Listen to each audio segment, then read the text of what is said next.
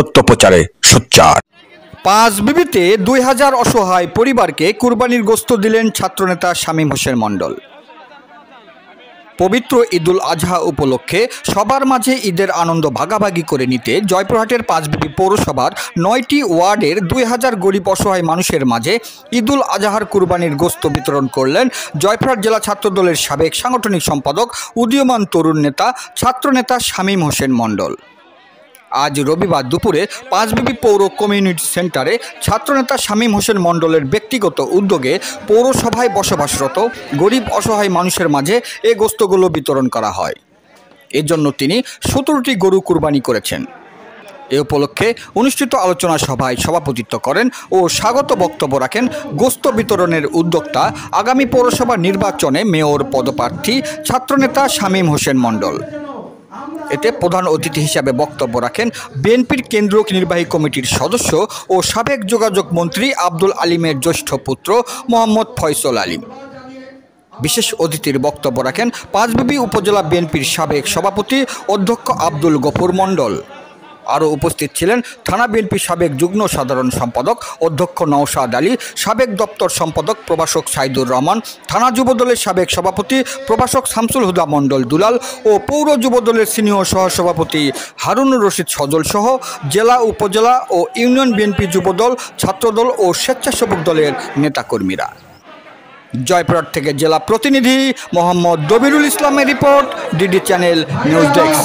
ঐতিহাসিক কাজ করেছে এই শামীম মণ্ডল, সাধারণ মানুষের কাছে গরুর গোশত পৌঁছে দিয়েছেন। এর থেকে উপকার কি হতে পারে? আমার চোখে আগামী দিনে মানুষের জন্য যারা উপকার করবে তাদের সাথে আমার দল, বাংলাদেশ জাতীয়তাবাদী দল, সর্বাত্মকভাবে তাদের সাথে থাকবে। দোয়া করি এরকম আরো দিতে পারে, আরো 10 দিতে পারে, এই দোয়া করবো। আমি যদি ইনশাল্লাহ পৌরসভায় নির্বাচিত দাঁড়াই, আমরা সকলে তাকে সহযোগিতা করব বা ভোট দিয়ে তাকে আমরা মেয়র পদে গঠন করার জন্য আমরা চেষ্টা সকলেই নিব।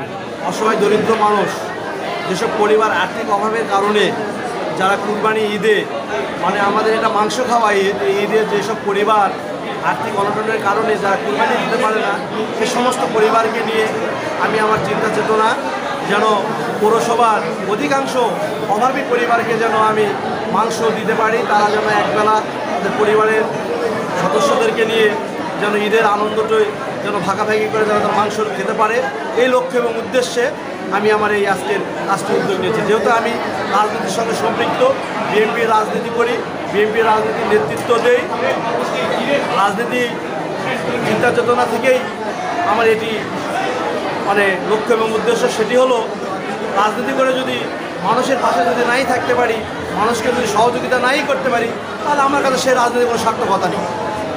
সেজন্যই আমি মানুষের জন্য কাজ করে যাচ্ছি। ইনশাল্লাহ আগামীতে মহান আল্লাহ রাব্বুল আলামিন যদি আমাকে আরও তৌফিক দান করে, আগামীতে আরও ব্যাপক পরিসরে আমি এসব অসহায় পরিবারের মাঝে আরও আমি সহযোগিতা নিয়ে আমি আগামীতে থাকবো পাশে, এই আশা এবং প্রত্যাশা।